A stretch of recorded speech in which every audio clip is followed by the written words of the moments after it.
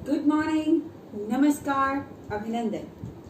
बच्चों, आप लोगों ने मेरे साथ एक बार एक गीत याद किया था, आपको उसकी पंक्तियां याद होंगी। आप उसे दोबारा मेरे साथ एक बार दोहराने की कोशिश करेंगे। विजयी विश्व तिरंगा प्यारा, झंडा ऊंचा रहे हमारा। विजयी विश्व तिरंगा प्यारा, झंडा ऊंचा रहे हमारा। याद आया ना? जी हाँ, विजयी विश्व तिरंगा प्यारा, झंडा ऊंचा रहे हमारा। हमारे देश की आन बान और शान, हमारा राष्ट्रीय ध्वज। आप सभी जानते हैं हमारा राष्ट्रीय ध्वज जिसका नाम है तिरंगा। जी हाँ, तिरंगा। और आज हमारे पाठ्य पुस्तक का चौथा पाठ भी इसी से संबंधित है। हमारी आन बान और शान, हमारा राष्ट्रीय ध्वज तिरंगा। आज हम इसी के बारे में जानेंगे और समझेंगे। हमारा राष्ट्रीय ध्वज हमारे राष्ट्र का प्रतीक है, हमारे गौरव की निशानी है और इसके लिए हम कुछ भी कर सकते हैं।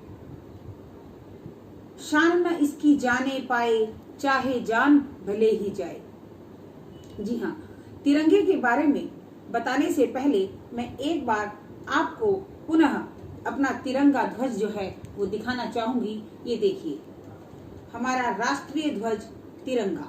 तिरंगा इसको क्यों कहते हैं? क्योंकि इस तिरंगे में 3 रंग हैं।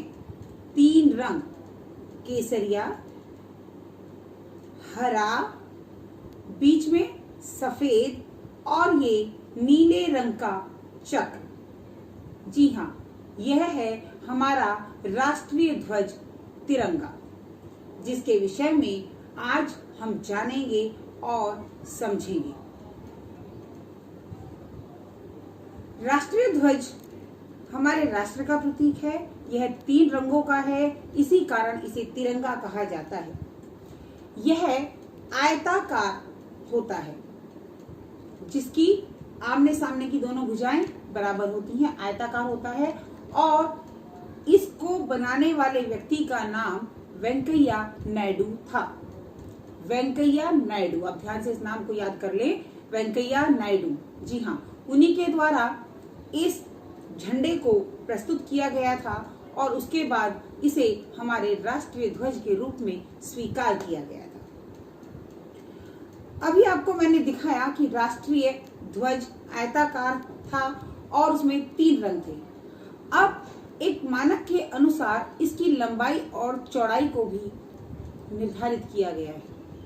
हमारे राष्ट्रीय ध्वज तिरंगे का 3:2 में निर्माण किया जाता है और इसकी लंबाई चौड़ाई का यह मानक प्रस्तुत किया गया है। 3:2 अर्थात 3 इसकी लंबाई और 2 चौड़ाई। यह इसका निर्धारित जो है लंबाई और चौड़ाई का हिसाब है। इस प्रकार हम अपने तिरंगे के बारे में जानते हैं। अब इसके रंगों के ऊपर आते हैं। इसमें 3 रंग जो देखे, केसरिया, सफेद और हरा। पहले हम केसरिया के बारे में बात करते हैं। केसरिया रंग त्याग, बलिदान और शौर्य का प्रतीक है। यह उन लोगों का प्रतीक है जो देश के लिए अपनी जीवन, अपने प्राण, अपना सब कुछ केवल देश के लिए समर्पित कर देते हैं।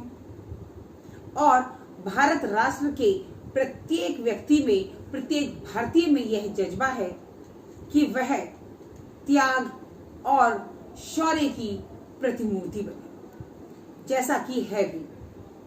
हमारे अनेकों क्रांतिकारियों के त्याग और बलिदान के कारण ही आज हम जिस स्वतंत्र वातावरण में जी रहे हैं, वह उनके त्याग और शौर्य का ही कारण है।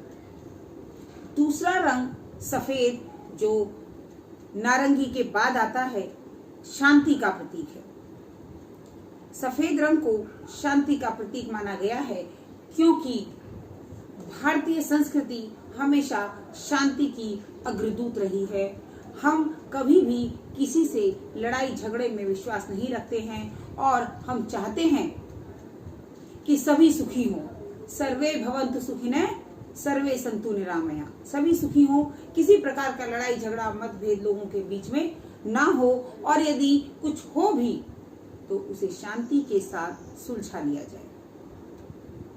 तीसरा रंग हरा रंग। हरा रंग भारत देश की समृद्धि और हरियाली का प्रतीक है। बच्चों, आप सभी जानते हैं कि हमारा देश गांव का देश कहा गया है, कृषि प्रधान देश है। दूर दूर तक कहीं खड़े होकर जब हम अपनी नजरें घुमाते हैं तो हमें हरियाली ही हरियाली नजर आती है, और इसी कारण इस हरे रंग का चुनाव हमारे इस राष्ट्रीय ध्वज के लिए किया गया। अब इस राष्ट्रीय ध्वज में एक नीले रंग का चक्र दिखाई देता है। यह चक्र सारनाथ से लिया गया। सारनाथ में अशोक स्तंभ से इस चक्र को हमने लिया। इस चक्र के अंतर्गत 24 तीलियां हमें दिखाई देती हैं। इस तरीके से चारों तरफ उस चक्र में जो है 24 तीलियां हैं, और ये 24 तीलियां हमें इस बात का संदेश देती हैं कि हमारा राष्ट्र 24 घंटे निरंतर प्रगति के पथ पर चलते हुए हम आगे की तरफ बढ़ता रहे, विकास की ओर उन्मुख रहे। इस प्रकार राष्ट्रीय ध्वज की प्रत्येक चीज, चाहे वो रंग हो या उसका डिजाइन हो, उसकी कलात्मकता हो, कुछ भी हो, सभी कुछ ना कुछ संदेश हमें देती है और हमें याद दिलाती है कि हम एक महान राष्ट्र से संबंधित हैं। हम एक महान राष्ट्र के निवासी हैं। हम उस राष्ट्र के निवासी हैं जो राष्ट्र अपनी प्राचीन भारतीय संस्कृति के लिए प्रसिद्ध है।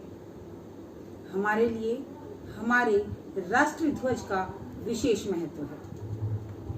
इसके अंतर्गत आप सभी के लिए एक विशेष कार्य मैं आपको देना चाहूंगी कि आप सभी अपने हाथों से अपने राष्ट्र के इस चिन्ह को बनाएं, राष्ट्र ध्वज का निर्माण करें, उसमें रंग भरें और देश प्रेम की भावना के साथ उसका एक छोटा सा चित्र जो है वो मुझे भेजें, और इस पाठ के कठिन शब्दों को लिखकर उन्हें अपने वाक्य में प्रयोग करें। धन्यवाद।